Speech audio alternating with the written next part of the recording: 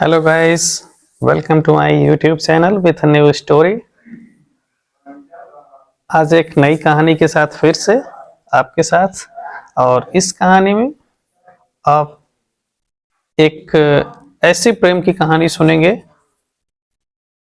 जिसमें लड़की अपनी शादी के लिए, राजकुमार से शादी के लिए किस तरह से धैर्य रख करके अंत तक केवल अपने ऊपर भरोसा रखती है और अपने गुणों के ऊपर भरोसा रखती है और उस आधार पर उस विवाह के कार्यक्रम में शामिल होती है, जहां पर विवाह के लिए राजकुमार बहुत सारी लड़कियों को दूर दूर से बुलाए रहते हैं और उसमें कितनी समस्याओं के बाद और किस तरह से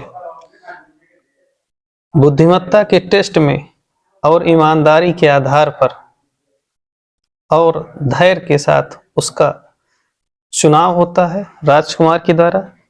ये सारी बात आप पूरी कहानी को जब सुनेंगे तब आपको पता लगेगा। ठीक है, तो let's start the story.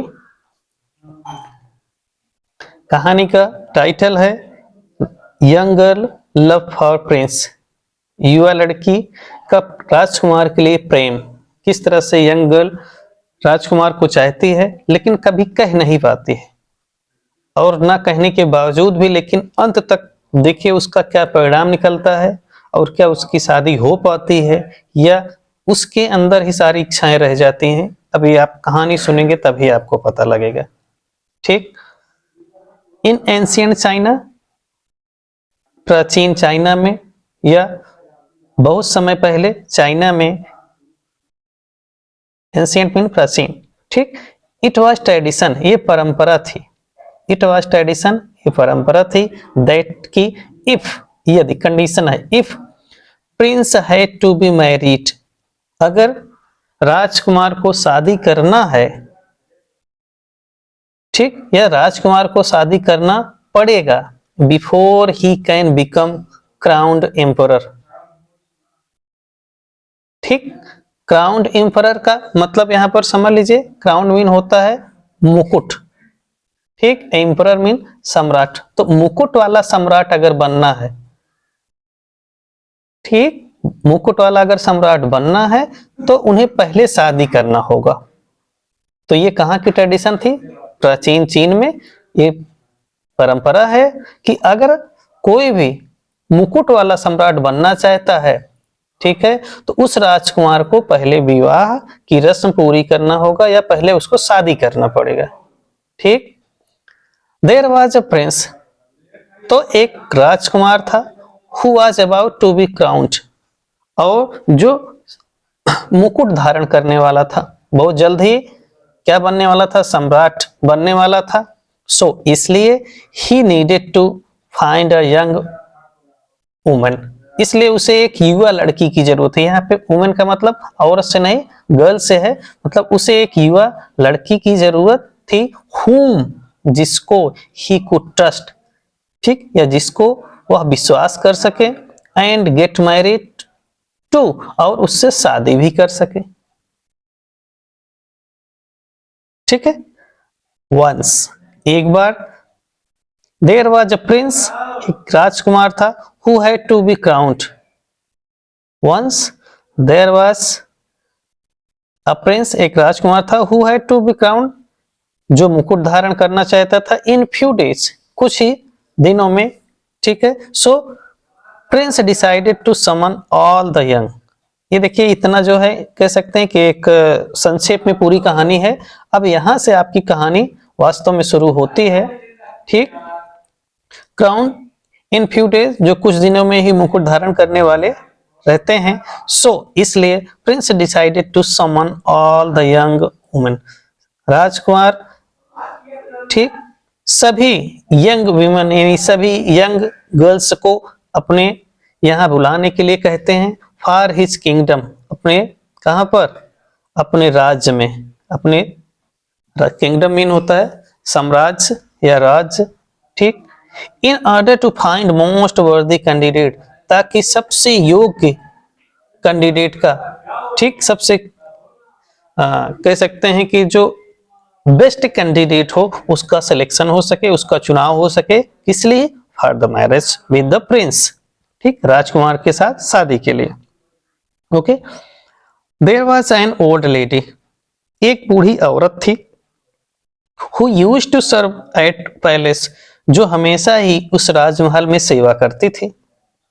When, जब, हर्ड द न्यूज, ये समाचार सुनी, सी गॉट सैड, वह गॉट सैड, नारा, ठीक, गॉट सैड, दुखी हो गई, सी गॉट सैड, और दुखी हो गई, बिकॉज, क्योंकि, she knew her daughter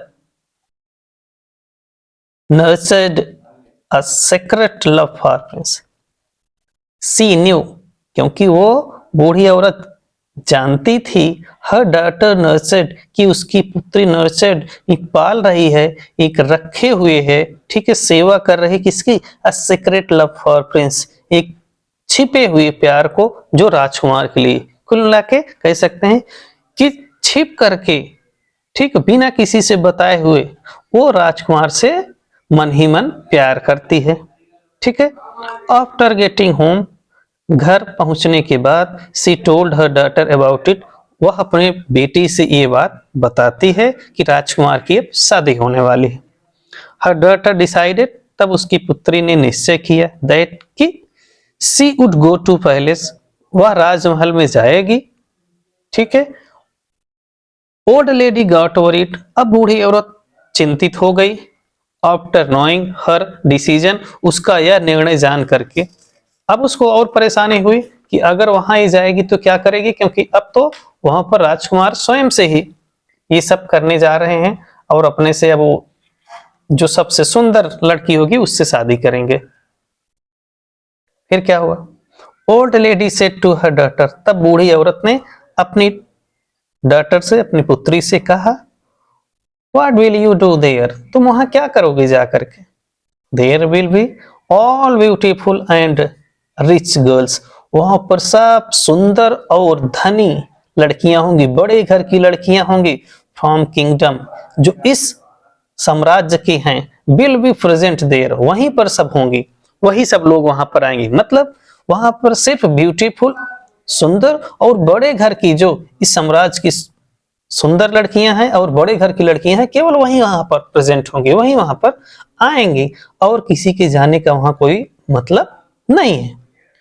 daughter replied, तब पुत्री ने जवाब दिया, मदर आई नो, मम्मी, माताजी, आई नो, मुझे पता है, I want to be chosen, मुझे ये भी पता है कि मेरा वहां चुनाव नहीं होगा, मुझे राजकुमार नहीं चुनेंगे शादी के लिए, बट, लेकिन, it's my only chance to spend time, लेकिन ये केवल मेरा अवसर है, ये मुझे अपॉर्चुनिटी मिली है, मुझे चांस मिला है, जो मुझे वहां ही अपना अवसर खत्म करना चाहिए जा करके, विथ प्रिंस, राजकुमार के साथ, and that makes me happy, और इसी से मैं खुश रह लूंगी, मेरा सिलेक्शन हो या ना हो, मैं चुनी जाऊं या ना चुनी जाऊं, इसका कोई मतलब नहीं है मेरे लिए, बट ये मेरा लास्ट टाइम है, मेरा लास्ट चांस है उस जगह पर जाने के लिए, राजकुमार को देखने के लिए।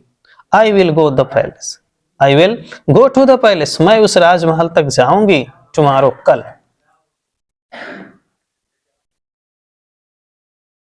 Next day, when young girl reached palace, अगले दिन जब वह युवा लड़की, जवान लड़की राजमहल पहुंचती है, सीसा, उसने देखा, young women from all around kingdom, उस साम्राज्य के चारों ओर से युवा सभी लड़कियां आई हुई थी, were present there wearing beautiful clothes, वहां पर सब उपस्थित थी, किस तरह, वियरिंग ब्यूटीफुल क्लॉथ्स, सब सुंदर कपड़े पहने हुए, एंड ज्वेलरी, एंड ज्वेलरी, और सुंदर सुंदर गहने पहने हुए, prepare to do anything to seize his this opportunity to marry prince, prepare to do anything, और कुछ भी करने के लिए तैयार थी, टू सीज दिस अपॉर्चुनिटी, इस अवसर को बंद करने के लिए कि अब ये अवसर दूसरे के लिए कभी ना आए, इस अवसर को पाने के लिए, भुनाने के लिए, ठीक, टू मैरी प्रिंस, राजकुमार से विवाह का, जो राजकुमार से विवाह करने का जो अवसर था उसको हमेशा हमेशा के लिए दूसरे के लिए बंद करने के लिए सभी ब्यूटीफुल गर्ल्स सुंदर कपड़े पहने हुए और ज्वेलरीज पहने हुए वहां पर उपस्थित थी जो उस साम्राज्य की थी। In presence of all members, सभी सदस्यों की उपस्थिति में, ऑफ कोर्ट दरबार के, एंड गर्ल्स और लड़कियों की उपस्थिति में, प्रिंस अनाउंस्ड अ चैलेंज, राजकुमार ने एक चुनौती दी। राजकुमार ने एक चुनौती रखा। कैसी चुनौती? ही सेड, उन्होंने कहा, I will give you each a seed, मैं आप में से सभी को एक बीज दूंगा।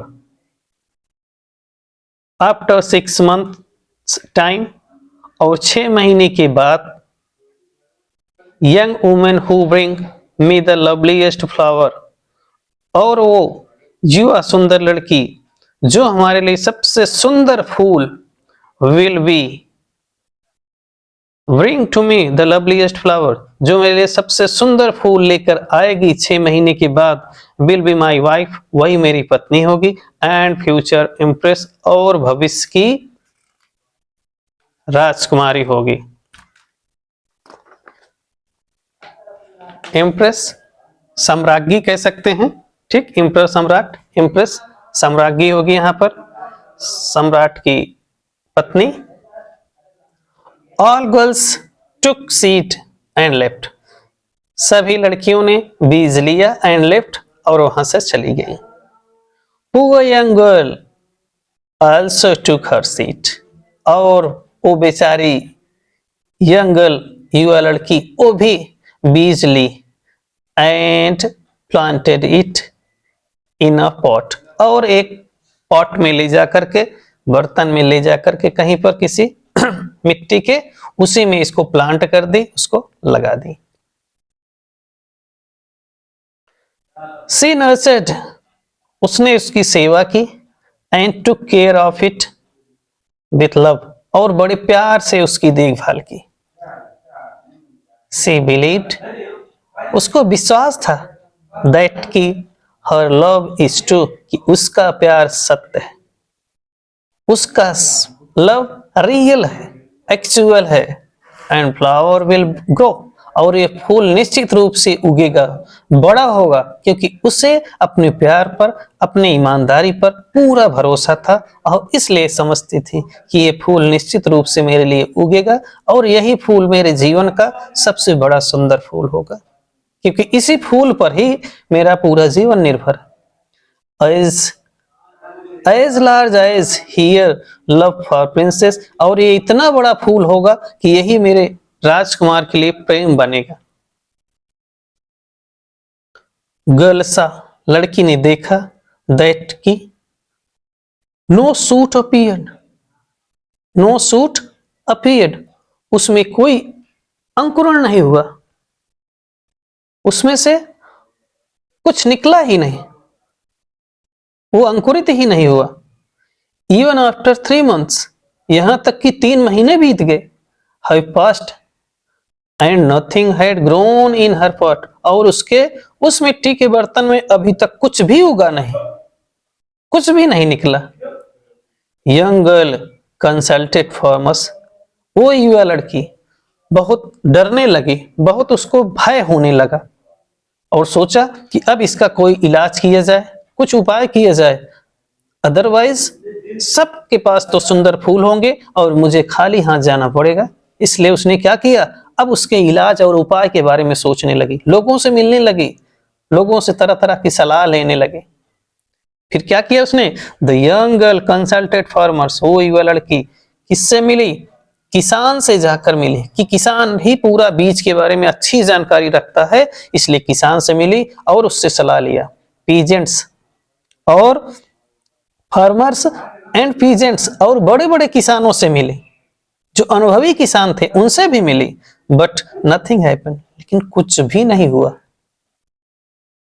विथ ईच डे, प्रत्येक दिन, ही फेल्ट, उसने महसूस किया, that her dream have moved further away, उसका जो स्वप्न है, उसकी जो इच्छाएं हैं, उसके जो विजन हैं आंखों में, वो सब धीरे धीरे दूर चले जा रहे हैं, उससे बहुत दूर होते जा रहे हैं। उसके भविष्य में शायद खुशियां अब नहीं लिखी हैं, क्योंकि उसी फूल पर, उसी पौधे पर उसका सब खुशियां और सारे सपने आधारित थे, और अभी तक उस बीज में से कुछ भी हुआ नहीं था, ना उसका अंकुरण हुआ, ना उसमें कोई पौधा बना, इसलिए उसके सपने धीरे धीरे मरने लगे थे। एट लास्ट, अंत में 6 months वर ओवर, और वो 6 महीने बीत गए, and still nothing had grown in that pot, और उस बर्तन में, उस मिट्टी के बर्तन में अभी तक कुछ नहीं उगा था। सी न्यू, वो समझ गई, she had no flower to show, उसके पास कोई फूल नहीं दिखाने के लिए। स्टिल, अब भी, she decided to go back to palace, उसने निश्चय किया कि वह महल में जाएगी वापस, विद दैट पॉट, उसी बर्तन को लेकर, जिस बर्तन में उसने बीज को सीडेड किया, लगाया है, बोया है, उसकी देखभाल किया। भले उसमें कुछ नहीं लिखा, लेकिन उसने निश्चय किया कि नहीं, हम जो है हमारे पास, हम वही लेकर जाएंगे। हमारे पास फूल नहीं है, हमारे पास पौधा नहीं है, कुछ नहीं है, लेकिन मेरे पास अभी भी हिम्मत है, अभी हौसला है, उम्मीदें हैं, और मैं उसी उम्मीद के साथ वहां पर जाऊंगी। She reached palace on final day, और अंतिम दिन, जिस दिन सिलेक्शन होना था, जिस दिन वास्तविक कंपटीशन था, final day of the selection of bridegroom, bride for the grooms, उस दिन वो पहुंचती है। ऑन फाइनल डे, अंतिम दिन, ऑल कोर्ट मेंबर, दरबार के सभी सदस्य, एंड गर्ल्स, और लड़कियां अराइव्ड, वहां पहुंच गए। सीसा, उसने देखा दैट ऑल अदर कैंडिडेट्स, और सभी जितने भी अभ्यर्थी हैं, उसके जितने भी एस्पायरेंट हैं, हैड वंडरफुल रिजल्ट्स, उनके पास एक आश्चर्यजनक रिजल्ट है, उस बीज का कोई ना कोई रिजल्ट आया हुआ है, सबके पास एक सुंदर सा फूल है, रिजल्ट का मतलब एक सुंदर सा फूल उनके पास है। And each one had lovely flower, सबके पास एक सुंदर फूल जो रिजल्ट के रूप में है। She was the only one holding a flowerless pot, केवल वही एक ऐसी लड़की है जिसके बर्तन में कोई फूल नहीं है, बाकी सबके पास बहुत ही सुंदर सुंदर फूल खिले हुए हैं। फाइनली, अंत में, प्रिंस एंटर्ड कोर्ट रूम, राजकुमार दरबार वाले कमरे में प्रवेश करते हैं, and inspected all candidate pot, और सभी अभ्यर्थियों के बर्तन को जिसमें फूल उगे हुए थे उसको देखते हैं, एंड अनाउंस रिजल्ट, और परिणाम घोषित करते हैं। ही चोज सर्वेंट्स डॉटर, और इस सिलेक्शन में वह उस नौकरानी की बेटी को चुनते हैं। पुअर यंग गर्ल, उस बेचारी लड़की को, उस गरीब लड़की को, as his would be wife, जैसा कि वही उनकी पत्नी बनेगी। All other girls present there, वहां पर और जितनी लड़कियां उपस्थित थीं, गॉट एंग्री, नाराज हो गई, एंड प्रोटेस्टेड, और विरोध किया, दैट की she had nothing in her pot, उसके बर्तन में तो कुछ नहीं है, उस वेस्ट पॉट में, उस गुलदस्ते में तो कुछ नहीं है। And Prince and Rajkumar had chosen someone who had not managed to grow anything at all, और राजकुमार ने ऐसे व्यक्ति को चुना है जिसने कुछ उगाया ही नहीं है, जिसने कुछ उगाने के लिए कुछ किया ही नहीं है, कोई मेहनत नहीं किया, ना कोई परिश्रम किया है, और उसका चुनाव राजकुमार कर रहे हैं। इसी बात को लेकर पूरे दरबार में एक हंगामा सा खड़ा हो गया, आंदोलन सा होने लगा, विरोध होने लगा चारों तरफ। Prince calmed them down। तब राजकुमार सबको शांत करते हैं एंड एक्सप्लेन्ड द रीजन, और उस कारण को बताते हैं, सबको डिटेल में समझाते हैं किस लिए उस गरीब लड़की का चुनाव किए, अपनी पत्नी के लिए या इम्प्रेस के लिए, साम्राज्ञी के लिए उस गरीब लड़की का क्यों चुनाव किया गया। इसके पीछे वो अपना तर्क और अपना रीजन दोनों देते हैं उस भरी सभा में।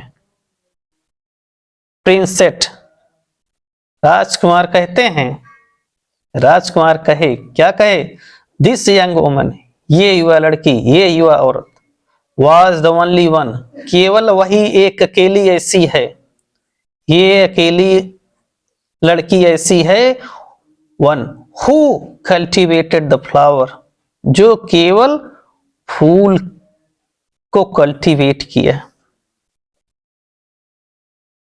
उस फूल की देखभाल की, उसकी सेवा की, that made her worthy of becoming the prince, और इसी से वो साम्राज्ञी बनने की योग्य बनी।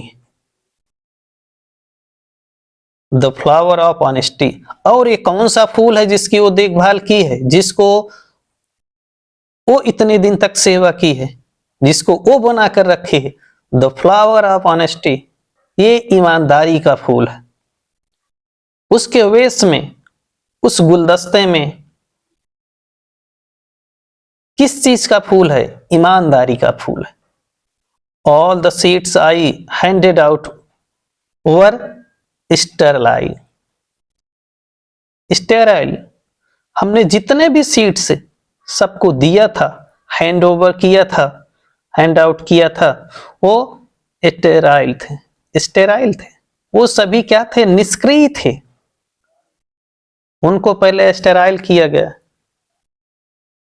उनको पहले निष्क्रिय किया गया। ये सारे बीज जो फूल खिले हुए हैं सबके गुलदस्तों में, ये किसी हाल में उग नहीं सकते, कभी भी ये जर्मिनेट नहीं हो सकते, लेकिन फिर भी सबके हाथों में सुंदर फूल खिले हुए हैं, और ये निश्चित रूप से सबके डिसऑनेस्टी का परिचय है।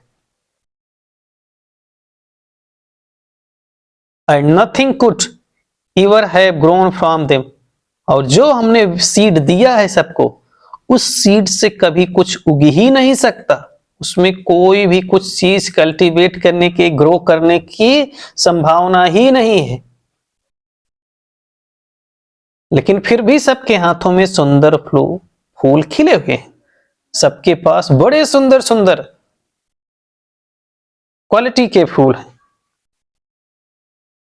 अब इसके आगे राजकुमार को कुछ समझाने की या बताने की जरूरत नहीं पड़ती है, बाकी के लोग सब समझ जाते हैं और सब दरबार में उठते हैं और अपने अपने घर को बिना कोई प्रश्न किए, बिना कुछ कहे सब वापस हो जाते हैं।